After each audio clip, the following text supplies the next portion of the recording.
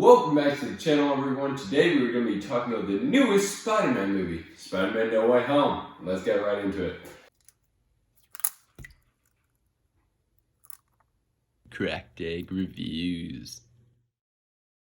Alright, so Spider-Man No Way Home, of course, is one of the biggest movies of all time. I don't think that's too far-fetched to say, since people have been going nuts for this movie, and the box office numbers are insane right now. It made $50 million, I believe, on Thursday in a pandemic, which is the third highest grossing movie on a Thursday. No, sorry, third highest amount of money on a Thursday.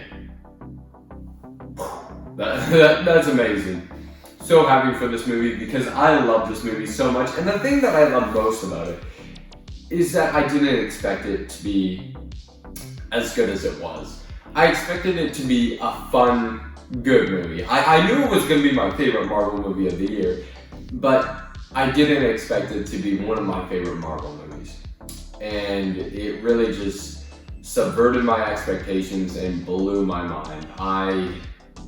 There were so many things inside of this movie that I just loved. And I mean, I would have liked to see a little bit more, but you know what? I didn't need to. I was happy. I think the story was perfect, and they all the characters that they brought into this movie fit perfectly inside. I mean, some characters such as the Lizard and Sandman kind of just felt a little dry, but I mean, when you brought in Doc Ock, Jamie Foxx as Electro, and Willem Dafoe's Green Goblin, I mean, all those guys coming back were just perfectly put in there. And I mean, yeah, they were probably just more planned out and more fleshed out than Sandman and Lizard, because those guys, I mean, no one really cares about them because the directors didn't get to really pursue what they wanted to do. I mean, Mark Webb sure as hell could have done stuff with the Lizard, but I mean, what can you do? It's kind of hard. Lizard was kind of in there for the jokes. Sandman, he was just where's my daughter? They didn't even get the actual actors back. I feel like they knew that no one really cared about these characters, so there's just screw it, you know what?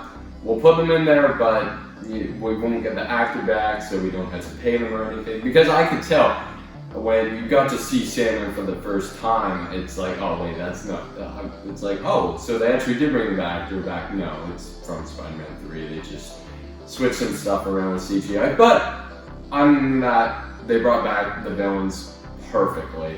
But before I go into more stuff about more good stuff about the movie, I just want to get rid of the problems I had with this movie. I feel like the visual effects were a little bit clunky. I mean, I wouldn't want them to delay it anymore, but I do have to admit, at some points in the movie, the visual effects were quite clunky, and compared to Spider-Man Far From Home, come on, that movie had insane visual effects. But hey, what can you do? You know what? It was a good movie. And the other thing that I don't like about this movie is the plot convenience by the end of the movie. I don't want to spoil anything. I'll talk about more at the end, actual spoilers, but plot convenience at the end of this movie is just so bad. It just didn't work whatsoever. And I feel 10 or 20 minutes added onto this movie, they could have just wrapped it up, put in actual scenes that made sense inside of it, and that would have been perfect.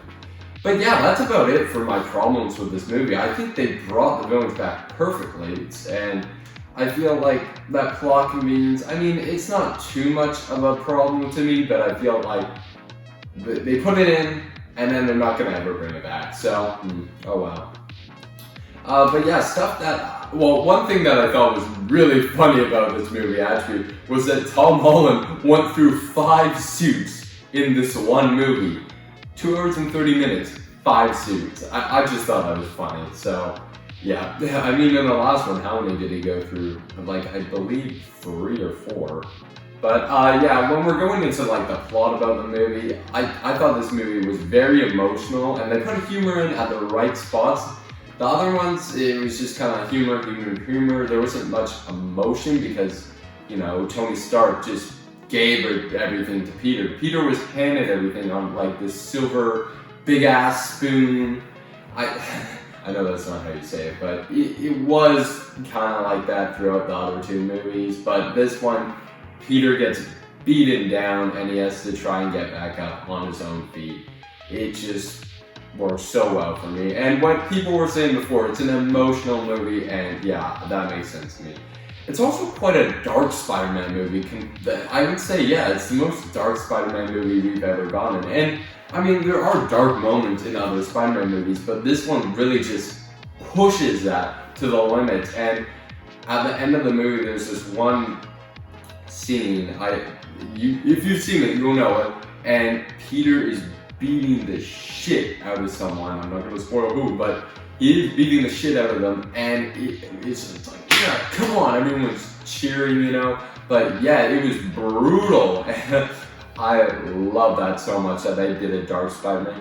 And hopefully, maybe, in these newer Spider-Man movies, they get even darker. I feel like we've seen lighthearted Spider-Man movies a little bit too much, so if they go on a really dark take, I'd love that. But yeah, I think the most standout inside of this movie was by far Green Goblin. As much as I think Doc Ock is the best villain of them all, I think Green Goblin really stole the show, and really, I think Mysterio really just was on the verge of breaking Peter, but Green Goblin broke him. Like, the Green Goblin is so good because he's just such a bad guy. I love that so much about like those types of villains like Joker and yeah, especially Green Goblin. They're some of my favorite villains. And the reason like I like Doc Ock is he's a really, really good bad guy. But you have empathy towards Doc Ock, and by the end of Spider-Man 2, he actually turns good, and that's what I like about Doc Ock. And Electro, I mean, he was just so much better in this movie than The Amazing Spider-Man 2. He just worked so much better in this. And I mean, his whole thing was like, I need more power. Like, okay, buddy. But that was my great Jamie Foxx impression. But yeah, I think that Electro was much better. He had much more humor points, and they made him seem like a cooler villain, because in the last one he was a nerd and he was just kind of misunderstood. He didn't really, like, everyone felt bad for him. In this one he's just a badass villain. But yeah, that was all the good points. I want to keep this like somewhat short and then talk about spoilers, but yeah, overall I would be giving this movie a 90 out of 100. I really, really like this movie, and I am so happy I was wrong about it and that it was as good as it was.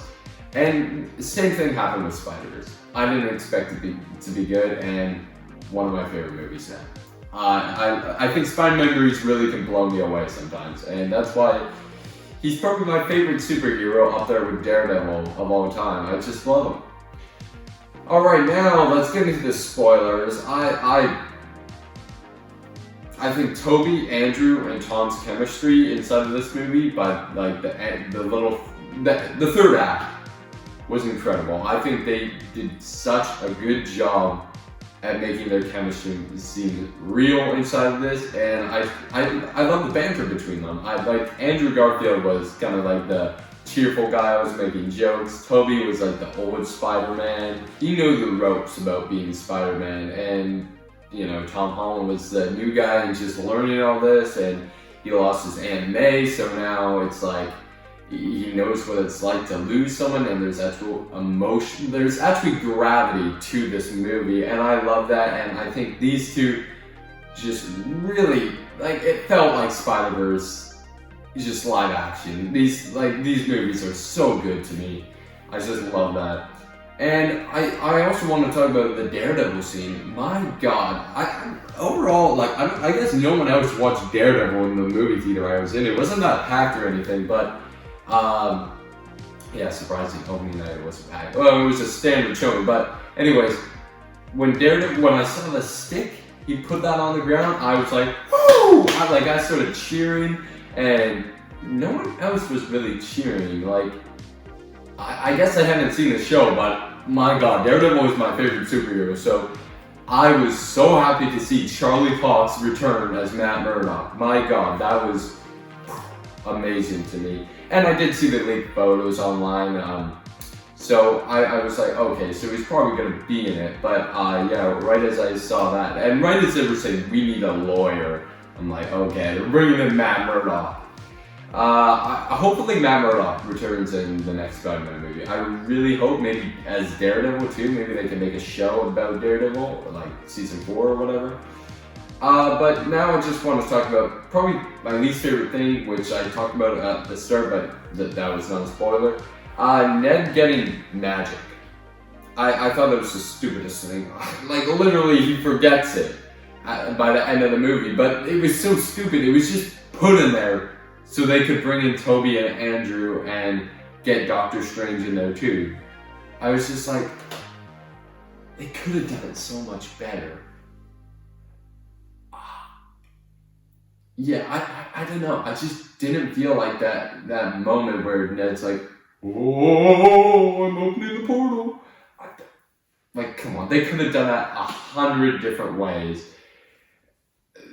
The thing is, Andrew and Toby were looking for Peter. So if, like, maybe they knew where his house was or something, or, I don't know, they could have done a whole different take and it would have been 100 times better. But the idea of Ned being magical and him opening the portal just didn't stick with me, and I did not like that whatsoever. But anyways, thanks for watching. Tell me what you guys saw of Spider-Man No Way Home down in the comment section below. And please, did I say subscribe already? I don't know. Well, yeah, see ya.